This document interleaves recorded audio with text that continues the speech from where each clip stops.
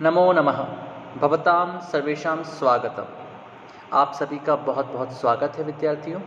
आज हम बात करने जा रहे हैं संधि प्रकरण के अंतर्गत हल संधि की।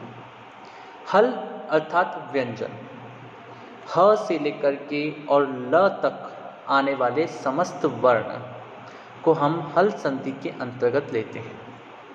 इसमें हमारी वर्णमाला के सभी व्यंजन सम्मिलित होते हैं और सभी व्यंजन सम्मिलित होने के कारण से ही इसे हल संधि कहा जाता है। तो हल संधि को हम सामान्य तौर पर इस रूप में समझ सकते हैं कि जहाँ पर दो व्यंजनों का परस्पर मेल हो अथवा एक व्यंजन का स्वर के साथ मेल हो, इन दोनों ही परिस्थितियों में हम उसे हल संधि की श्रेणी में ही रखेंगे। आज हम बात करते हैं हल संधि में सर्वप्रथम श्चुत्व संधि की। श्चुत्व संधि, इसका उच्चारण कई विद्यार्थी अशुद्ध करते हैं। हम थोड़ा ध्यान रखें कि यहाँ पर आधा श है और च में ह्रस्व उकार है, तो ये बनता है शब्द श्चुत्व संधि। इसका सूत्र है स्तोः श्चुना श्चुः। स्तोः श्चुना श्चुः। तो इस सूत्र का जो अर्थ है वो अर्थ इस प्रकार से होता है कि स और त वर्ग, स्तोह का तात्पर्य है स और त वर्ग। जिस स और त वर्ग के पश्चात बाद में श या च वर्ग आते हैं, तो जो स है इसे हम श में बदलते हैं और च वर्ग को च वर्ग में बदलते हैं त वर्ग को। एक बार फिर समझते हैं।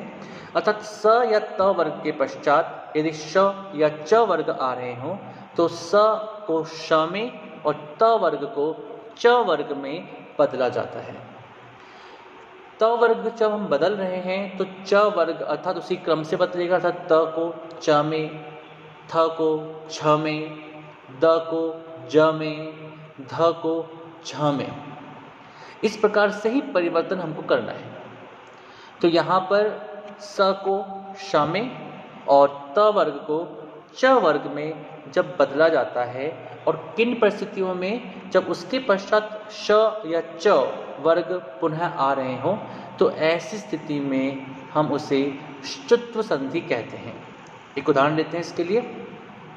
हरिः, जिसमें हरिस शेते, तो यहाँ पर हरिस में सकार है और शेते में प्रारंभ में श है। इस कारण से इस सकार को, जो कि दंत्य सकार है, इसको हम तालव्य शकार में बदलेंगे और रूप बनकर के आएगा हरिष्येते। ऐसे ही सत चित्त, तो सत में तकार है अंत में और चित्त के प्रारंभ में च है, इसलिए इस तकार को च वर्ग में अर्थात च के अंतर्गत बदला जाएगा और यहाँ पर बन जाएगा यह सच्चित्त। ऐसे ही बालश चलति, तो इसका संधिच्छेद क्या होगा? बालश, तो शकार के स्थान पर सकार, तो बालस धन चलति। बालस धन चलति संधि रूप बनता है बालश चलति। कश्चित, इसका संधि विच्छेद होगा कस धन चित्त। तो इस प्रकार से हम देखते हैं कि जब स या त वर्ग के बाद में श या च वर्ग आते हैं तो स को श में और त वर्ग को च वर्ग में बदला जाता है। कुछ उदाहरण, कुछ शब्द मैं आपके सामने यहाँ पर बोल रहा हूँ।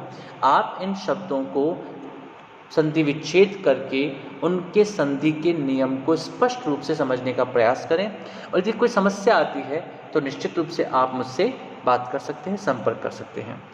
तो जैसे एक शब्द है सुहृद जगाय, सुहृद जगाय। उज्ज्वलः, उज्ज्वलः। तच्च, सच्छात्रः, सच्चरितम्। उच्छेदः, राज्ञः, यज्ञः। तो इनको भी हम परिवर्तित करने का प्रयास करें और देखें कि इसमें किस प्रकार से ष्टुत्व संधि का प्रयोग किया गया है।